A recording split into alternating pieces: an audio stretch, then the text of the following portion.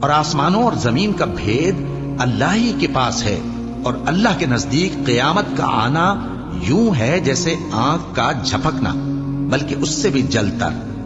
کچھ شک نہیں کہ اللہ ہر چیز پر قادر ہے، اور اللہ ہی نے تم کو تمہاری ماؤں کے شکم سے پیدا کیا اس حال میں کہ تم کچھ نہیں جانتے تھے، اور اس نے تم کو کان اور آنکھیں اور دل اور ان کے علاوہ اور اعضاء بخشے تاکہ تم شکر کرو۔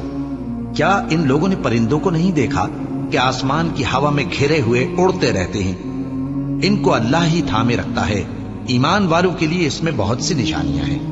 اور اللہ ہی نے تمہارے لیے گھروں کو رہنے کی جگہ بنایا، اور اسی نے چوپایوں کی کھالوں سے تمہارے لیے ڈیرے بنائے جن کو تم ہلکا پھلکا دیکھ کر سفر اور حضر میں کام میں لاتے ہو، اور ان کی اون اور پشم اور بالوں سے تم اسباب اور برتنے کی چیزیں بناتے ہو جو مدت تک کام دیتی ہیں۔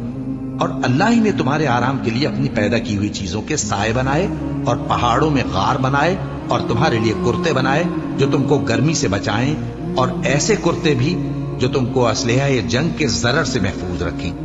اسی طرح اللہ اپنا احسان تم پر پورا کرتا ہے تاکہ تم فرمانبردار بنو۔ بس اگر یہ لوگ روگردانی کریں تو اے پیغمبر تمہارا کام فقط صاف صاف پہنچا دینا ہے۔